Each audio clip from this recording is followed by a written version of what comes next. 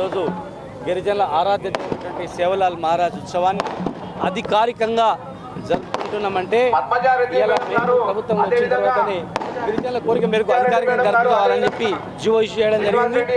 అదే కాకుండా హైదరాబాద్లో గిరిజన భవనాన్ని ముఖ్యంగా మహబూబ్నగర్లో ఈ గిరిజన ఉత్సవాన్ని ఎక్కడంటే అక్కడ గెస్ట్ హౌల దగ్గర చేసే పరిస్థితి ఉండేది. ఆ రోజు నాయకులందరూ కలిసి మా గిరిజన నాయకులందరూ కలిసి ఒక గుడి కావాలంటే ఈరోజు 2000 గజాల్లో మంచి గుడి ఏర్పాటు చేసుకుంటున్నాం. 40 లక్షల నిధులు ఏర్పాటు చేసుకుంటాం. ఆ సేవలాల్ మహారాజ్ గుడి పక్కనే 1,10 లక్షలతో మంచి భవనాన్ని కూడా ఏర్పాటు చేసుకున్నాం. హాస్టళ్ళు, విద్యా సంస్థలతో పాటుగా ఇంకా గిరిజనులకు కావాల్సిన అనేక సౌకర్యాలు గ్రామ పంచాయతీ కూడా చేసుకున్నాం.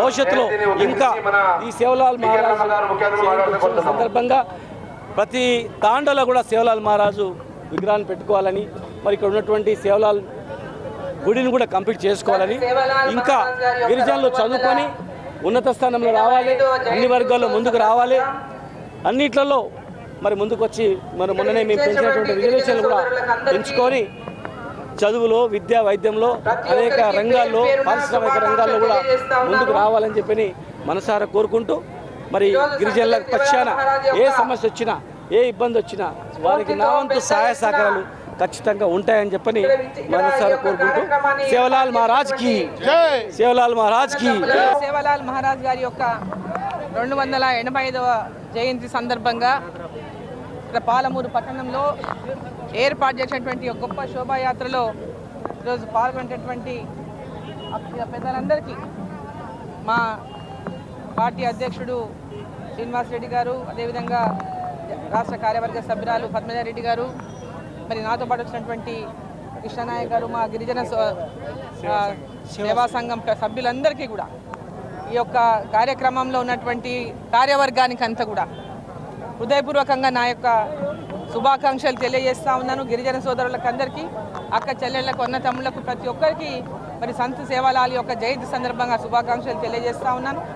ఈరోజు గిరిజనులు పెద్ద ఎత్తున ఈరోజు అన్ని రంగాల్లో కూడా ఈరోజు ముందుకు పోతున్నటువంటి నేపథ్యంలో మరి రాజకీయ రంగంలో కూడా ప్రతి ఒక్కరూ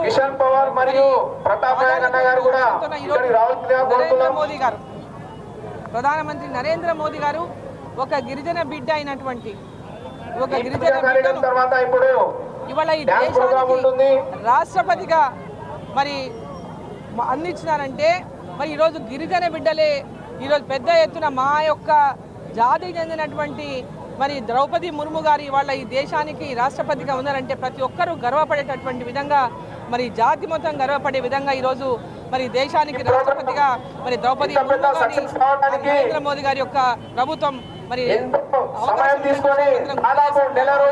తెలంగాణ రాష్ట్రంలో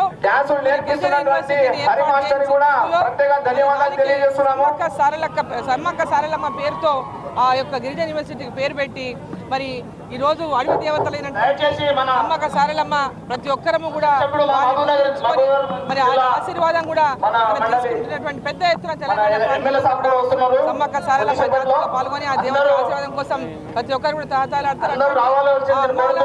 పేరు మీద గిరిజన యూనివర్సిటీ కూడా స్థాపించిండ్రు. మరి గిరిజనుల యొక్క అభివృద్ధి కోసం అహర్నిశలు భారతీయ జనతా పార్టీ కేంద్ర ప్రభుత్వం పూర్తిగా వారి యొక్క విద్యాపరంగా, వైద్యపరంగా అన్ని రంగాల్లో కూడా వాళ్ళ రాజకీయ రంగంలో అన్ని రంగాల్లో కూడా వారు రాణించాలనేటువంటి లక్ష్యంతో ఈరోజు భారతీయ జనతా పార్టీ నరేంద్ర మోదీ వారికి అండగా ఉంటుందని చెప్పి సందర్భంగా నేను తెలియజేస్తా ఉన్నాను. మరోసారి ప్రతి ఒక్కరికి కూడా సంత్ సేవలాల్ మహారాజ్ యొక్క జయంతి సందర్భంగా శుభాకాంక్షలు తెలియజేస్తాను.